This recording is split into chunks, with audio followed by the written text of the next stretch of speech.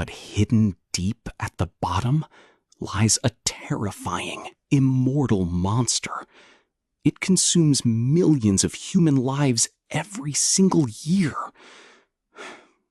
We grew it intentionally. This entity survives by devouring your body's resources from the inside out. It drinks your glucose and steals your amino acids. It uses them to build its own twisted proteins. It is building an unstoppable biological fortress within you. But you cannot see it with the naked eye. It lies there like a thin, transparent film of pure malice. To truly understand this killer, we need to zoom in. We need the power of a powerful microscope. And there they are, the tiny assassins. They look like a cluster of sleeping bats, huddled together for warmth. This single layer of cells is identical to the ones hiding inside your own blood vessels right now. Look at the bright spots inside them. Those are the nuclei. The dark blobs are the organelles, the actual internal organs of the cell. These spherical ones floating away are dying rebels, detaching from the main horrific structure. This is a fully matured cancer. Watch how it divides and conquers, forming an impenetrable unified wall of flesh. During transport, it almost died from a basic infection, but we saved it with antibiotics. We protected the monster. Why do scientists breed these killers? Because they are the ultimate guinea pigs. Normal cells die after 60 divisions. They hit a biological wall and expire. But cancer? Cancer is effectively immortal. It simply refuses to die. But immortality has a weakness. We killed it with simple hydrogen peroxide. Hydrogen peroxide causes oxidative stress. It brutally shatters the proteins that hold the cells together. The entire structure collapses into dead debris. We waited. We shook the flask, and there they were, floating belly up. The immortal creature was dead. But don't celebrate yet. That was only 1/1000th of the actual organism. Let me introduce you to the rest of the girl. Her name was Henrietta Lacks. 75 years ago, she was diagnosed with cervical cancer. Her own cells staged a violent rebellion against her entire body. They robbed her organs of nutrients and slaughtered their neighbors. Eventually, they destroyed her kidneys. Henrietta died, but just before her death, a doctor carved out a tiny piece of her tumor. He mailed it across the globe. Since then, the cancer has outgrown Henrietta herself. Today, all her cellular fragments, scattered in laboratories worldwide, weigh several tons. They are known as HeLa. Cancer is not a virus. It is us. They are our own cells, turning against their master. Science still struggles to fight it. We have antibiotics for bacteria and vaccines for viruses. But cancer is literally our own flesh. We can't just pour acid inside ourselves. All attempt to carpet bomb the cancer will inevitably harm our healthy cells because they look exactly the same. Humanity has been trying to solve this riddle for thousands of years. Even the dinosaurs had tumors in their bones. Oh, ancient Egyptians died of it. Steve Jobs died of it. 10 million new names are added to this morbid list every single year. You might think we will never beat it. But what if we become the first immune generation? 10 million new names are added to this morbid list every single year. You might think we are doomed to fail. But what if we become the first immune generation? What if a simple vaccine changes everything? But while the world waited for a vaccine, scientists went even further. They are building microfluidic chips that mimic a living human body. They take your skin cells, reprogram them into stem cells, and test drugs safely. This is incredible. Out of 10 different drugs, they can find the exact one that cures you personally. No guessing, no dangerous trials on your own body. We are literally reprogramming cells to heal instead of destroy. But that is the future. Let's talk about the present. Right now, as you sit there, how many tumors do you have? 0? Try 20 or 30, and you do not even know they exist. We call them moles. Moles are actually benign tumors. They are clumps of specialized skin cells called melanocytes, designed to protect you from ultraviolet radiation. But sometimes they mutate and start dividing randomly. When they try to grow, your body slams the emergency brake. The division stops immediately. All that remains is a dark spot. The organism forces them to play by the rules. We are heavily guarded. Every single day, defective cells are born inside you, and every single day, your immune system acts as a ruthless executioner. It finds them and it destroys them without mercy. This stops 99% of all tumors. But not all of them. Sometimes a mutation acts like a terrifying cheat code. The cell slips past the guards. The mole starts changing color, losing its borders, and expanding uncontrollably. That is melanoma, skin cancer. Every mutation is a ticket in a deadly lottery. The more tickets you hold, the higher the chance of ruin. In a body with 30 trillion cells, your lifetime odds of drawing the losing ticket are 25%. It gets worse. There are hidden accelerators called carcinogens. They force your cells to mutate faster, throwing millions of extra tickets into the lottery. Carcinogens can be the air you breathe, the food you eat, or even the sun. Let's look at a terrifying photo. Can you guess this man's profession from his wrinkles? A chef? No. He was a truck driver for 28 years, and the sun destroyed the left half of his face. The sun shoots 3 types of ultraviolet rays at us. The deadliest one is blocked by the ozone layer, but ultraviolet B pierces right through your skin. It dives deep, straight into your DNA. DNA is just a very long molecule, and the frequency of ultraviolet B perfectly matches the electrons in your DNA. When it hits, it forces 2 neighboring letters to aggressively glue themselves together. It corrupts the code. The energy melts them like 2 chocolate bars left on a hot bench. The more you tan, the higher the chance one of these corrupted bonds triggers a lethal mutation. The sun is actively destroying your chemical structure. That trucker was actually lucky. He only got wrinkles. Over 300,000 people get melanoma every year. That is why your first weapon is sunscreen. Sunscreen molecules intercept the ultraviolet bullet and absorb the energy. The lotion safely dissipates the energy as harmless heat. Your skin warms up, but your DNA remains perfectly intact. A high SPF physically blocks almost all of it. But ultraviolet is a joke compared to X-rays. X-rays carry dozens of times more energy.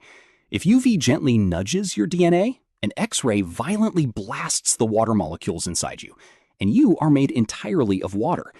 The X-ray splits water into free radicals. A free radical is a deranged molecule with a chaotic, loose electron. It desperately wants to attach to anything.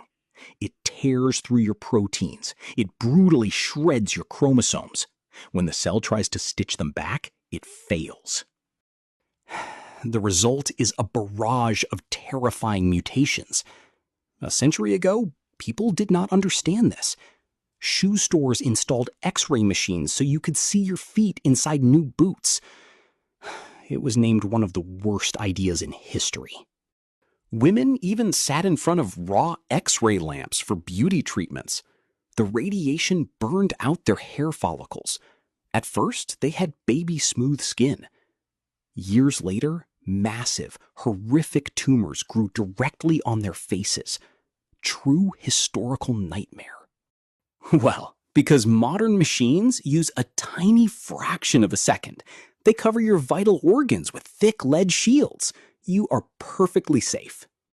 So why does the doctor run out of the room and hide behind a reinforced metal wall? Are they terrified? Yes, because they do this 50 times a day.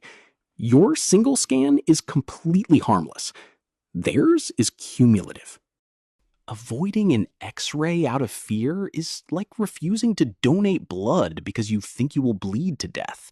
It is irrational. But radiation is just one villain. The real threat is what you put inside your mouth. Food. You probably love a good, juicy steak.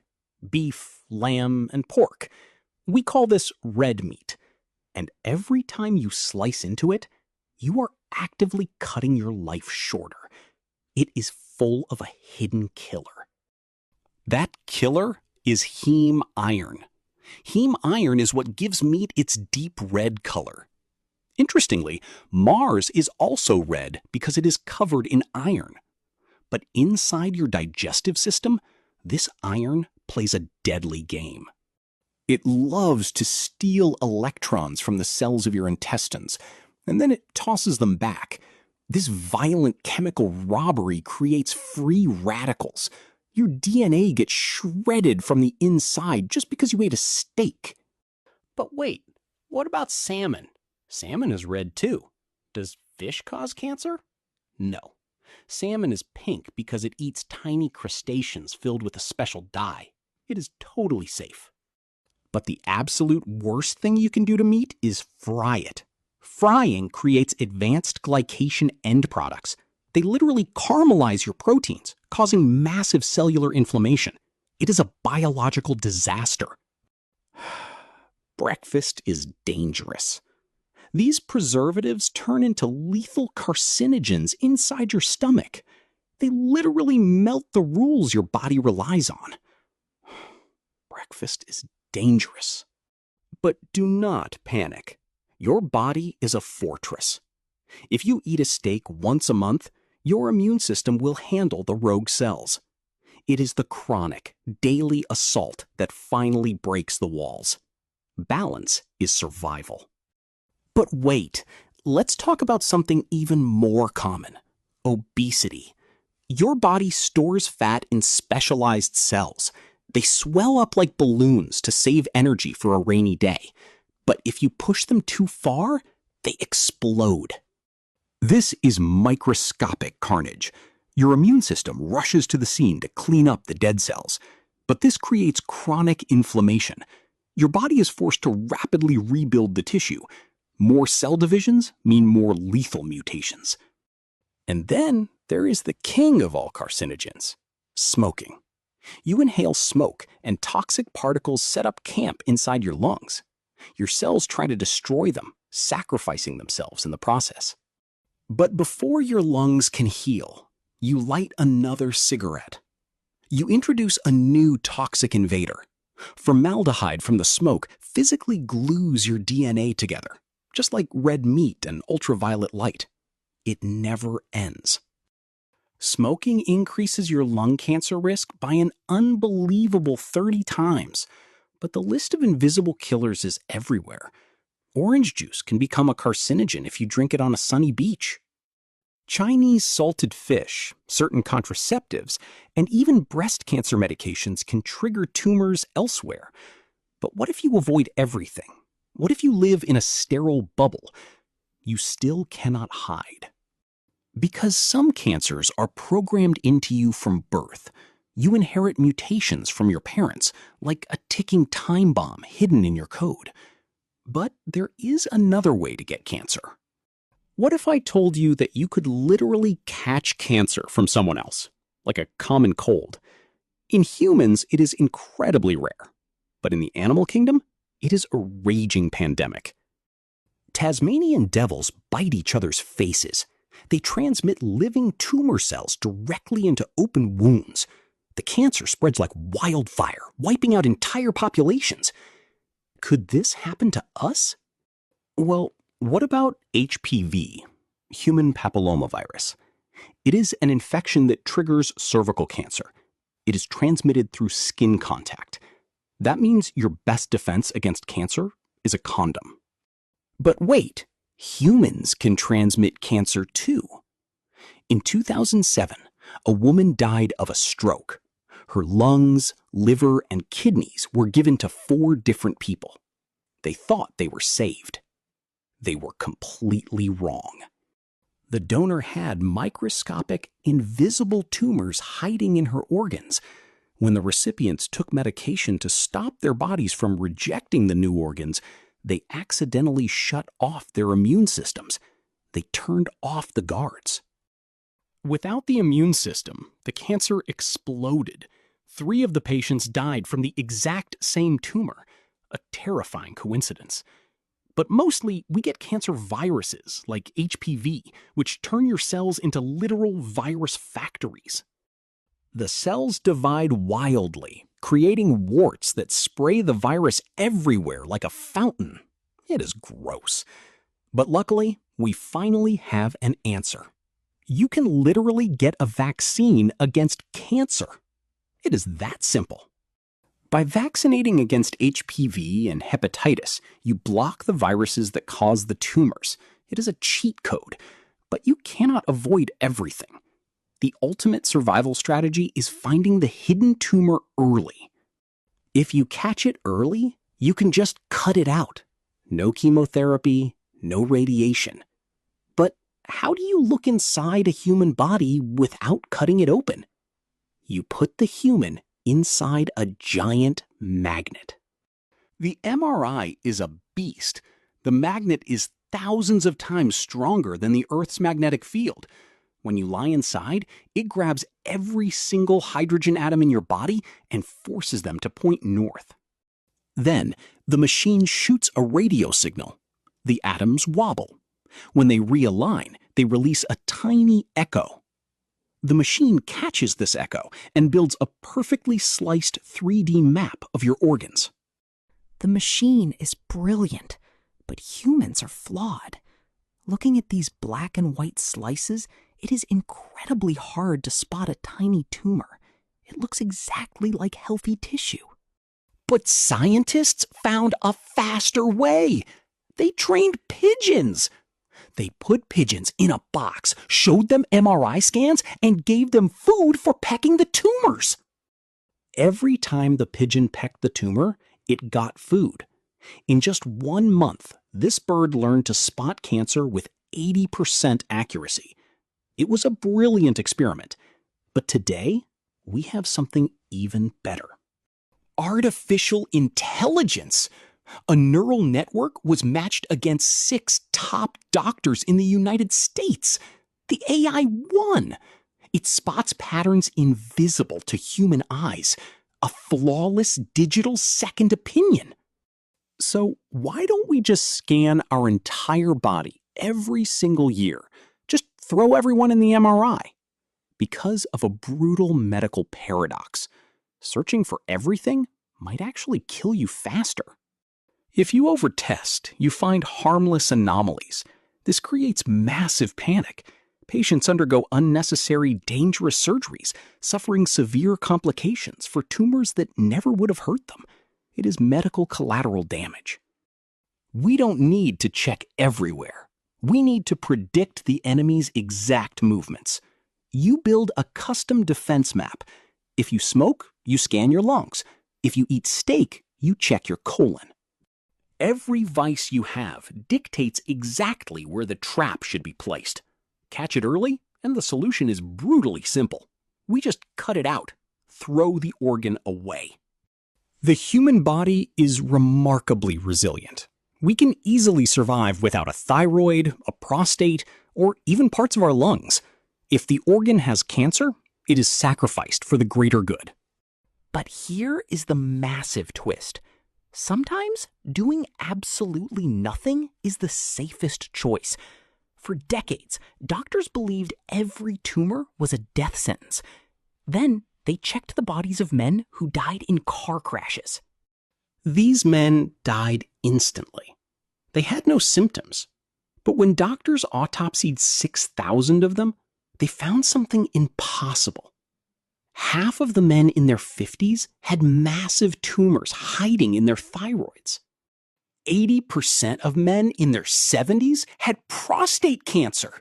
They had it for decades, but the cancer was lazy. It never spread. It just sat there. These tumors were biologically harmless. 80% of men in their 70s had prostate cancer. They had it for decades, but the cancer was incredibly lazy. It never spread. It just sat there. These tumors were completely biologically harmless. So why not cut them out anyway, just to be safe? Because operating on harmless tumors in old age causes severe complications. The surgery could literally kill them. Doing nothing was saving their lives. The cancer was not a death sentence. It was just a quiet roommate. Sometimes the official medical recommendation is literally to watch and wait. You do absolutely nothing. But what if you must fight? If you cannot cut the tumor out, you burn it alive from the inside. This is radiation therapy. Think of theater spotlights. One spotlight is harmless, but doctors fire dozens of tiny radiation beams. Where they all intersect, the tumor is instantly incinerated. Doctors choose weapons based on the cancer stage. Stage 1. The tumor is the size of a pine nut. It is small, contained, and easily removed. Stage 2. It grows to the size of a hazelnut. It wraps itself in blood vessels, aggressively sucking food from surrounding tissue. It is hungry, but it is still localized. It can be stopped. Stage 3. The size of a walnut. The tumor is so massive it physically spills out of the organ. Its fragments enter the lymphatic system, capturing your lymph nodes. The enemy is breaking out. Stage 4. The tumor breaks into the bloodstream and sails across your body. It drops anchors in distant, healthy organs. It establishes new colonies. These are called metastases. The cancer is everywhere. You might think stage 4 is an absolute death sentence, but it is not. A tiny tumor in the pancreas can be far deadlier than a massive one in the thyroid. Size is a lie. The thyroid is easy to check. You can feel the tumor, you can cut it out, but the pancreas is buried deep. It shows zero symptoms until the cancer has already spread everywhere. It is a silent assassin. When the cancer is everywhere, doctors unleash their most brutal weapon, chemotherapy. But you probably don't know that this life-saving treatment was actually born from a weapon of mass destruction. In 1917, soldiers in World War I were hit by a strange gas smelling of mustard. Within hours, they were covered in horrific burns. The gas literally stopped their cells from dividing. Decades later, doctors realized something brilliant. If cancer is just cells dividing out of control, what happens if we use a carefully controlled dose of that exact chemical weapon?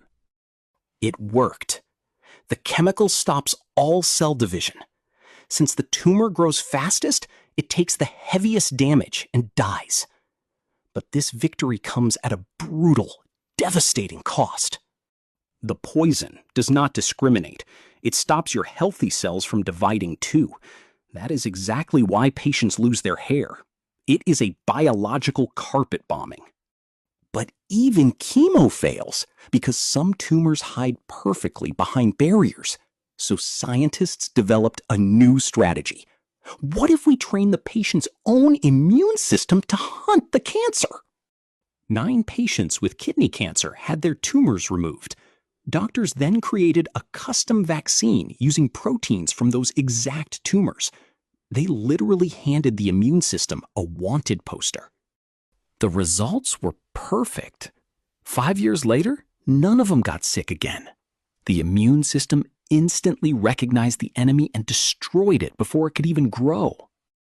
But wait, Why isn't our immune system always killing cancer? Because evolution put massive brakes on it. If your immune system fights at full strength all the time, it will literally kill you. It fights with one hand tied behind its back. But today, we have drugs that temporarily remove those brakes. They unleash the full, terrifying, unrestricted power of your immune system. This saved the 39th President of the United States. At 90 years old, Jimmy Carter had stage 4 melanoma. It had spread into his brain. Doctors gave him immunotherapy. His immune system completely snapped.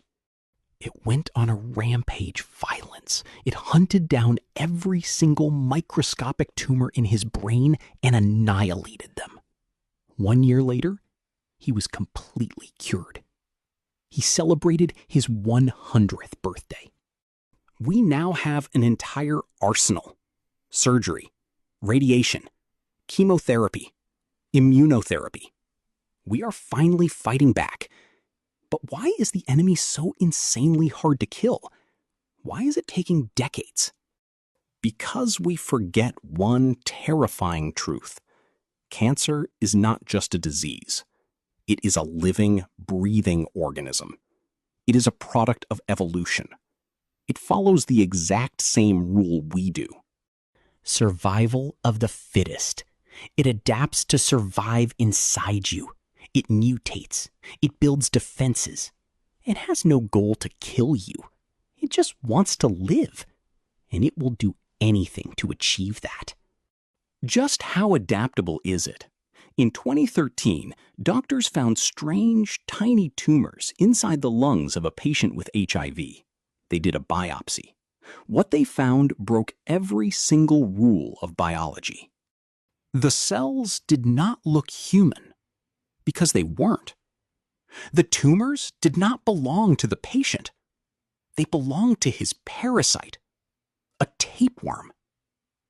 The man's tapeworm got cancer. The tapeworm died. But the tapeworm's cancer didn't die. Because the patient had a weakened immune system, the worm's cancer jumped species. It invaded the human and continued to grow. Cancer is an independent, terrifyingly adaptable beast. But we are finally winning.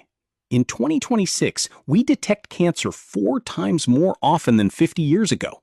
Not because the world is more toxic, but because we are finally living long enough to get it. Our scanners are better. Our traps are smarter. In the last few decades, cancer mortality has dropped significantly. We are no longer fighting in the dark. We are hunting the hunter. See you later. But we need to look deeper. To truly understand this enemy, you have to realize something terrifying. Cancer is not an invader from another planet. It is not an infection. It is the absolute price of complex life. Billions of years ago, we were all just single-celled organisms floating in the dark. We were immortal. When a single cell divides, it doesn't die. It just becomes 2 perfectly healthy cells. It lives forever. But then, cells decided to group together. They sacrificed their immortality to build something greater. They built hearts, lungs, brains. They built us. But to do that, they had to invent a terrifying mechanism. They had to invent programmed death. A healthy cell works its entire life, and when it gets old, it literally commits suicide for the good of the body. It gracefully destroys itself so you can live. But cancer is a rebellion. It is a single cell that suddenly remembers its ancient past. It says, "No, I refuse to die. I want to be immortal again." And it begins to divide recklessly. It trades the survival of the host for its own eternal life. That is why cancer is so terrifying. It is not an alien bug. It is a twisted, perfect reflection of your own biology. It uses your own blood vessels. It uses your own nutrients. It hides behind your own cellular passwords. Fighting cancer is literally fighting a war against a smarter, faster, immortal version of yourself. Every time we invent a new therapy, the tumor evolves. It is an arms race inside your body. We bomb it with chemicals, and a few cells survive. Those survivors rebuild the tumor stronger. They become totally immune. It is a brutal game of chess where the board is your life. But human ingenuity is a weapon of its own. We are learning to rewrite the rules of the game. We are no longer just poisoning the tumor. We are genetically reprogramming our own cells.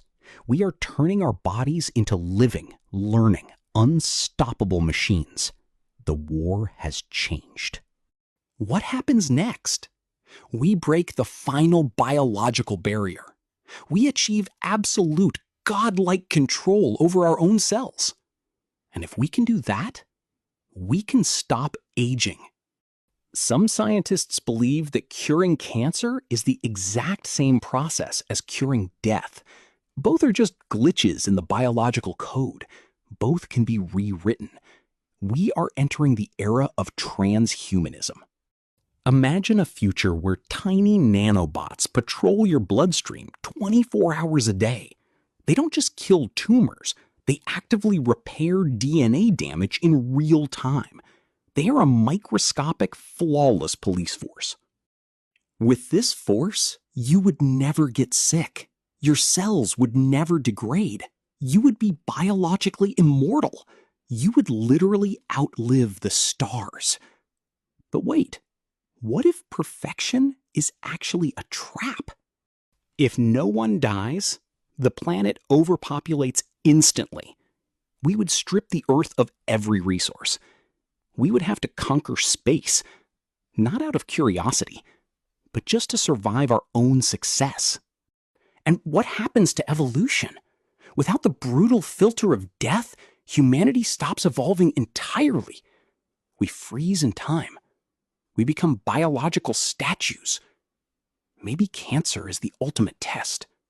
A final boss created by nature. It ensures that only a civilization advanced enough to master its own biology can leave this planet. We are so close to beating it. The statistics prove it. Survival rates are skyrocketing worldwide. We are finally winning the longest, most brutal war in human history. We are hunting the hunter.